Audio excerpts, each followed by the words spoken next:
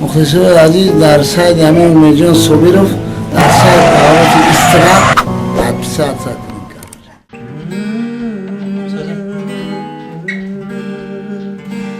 برباد رفت در غم و حسرت جوانیم به آرزو چی سود دیگر زندگانیم برباد رفت در غم و حسرت جوانیم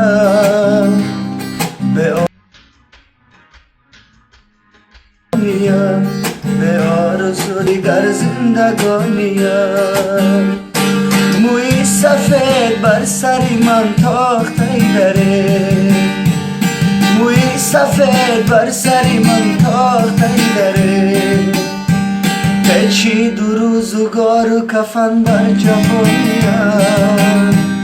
به آرزو چی سود دیگر زندگانیم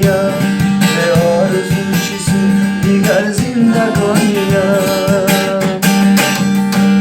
گاه بسوی مسجد و گاه با میکده گاه بسوی مسجد و گاه با میکده ای عشق بگو تا با کجا میکشانیم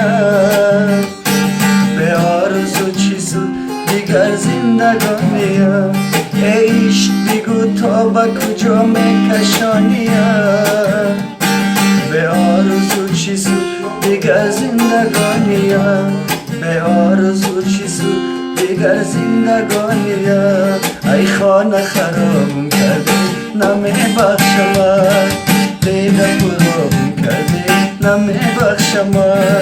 خانه خرابم کرده نمیبخشم دیده پرابم کرده نمیبخشم زندگی ویران شد وای از دستی تو زندگی ویران شد وای از دستی تو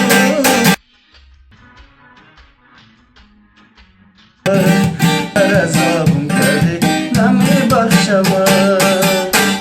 غم و دردت با دوشم وا کردی با من جبر و جفا بسیار کردی سیاه کردی تو روزم را چی گویم مرا در زندگی غم دار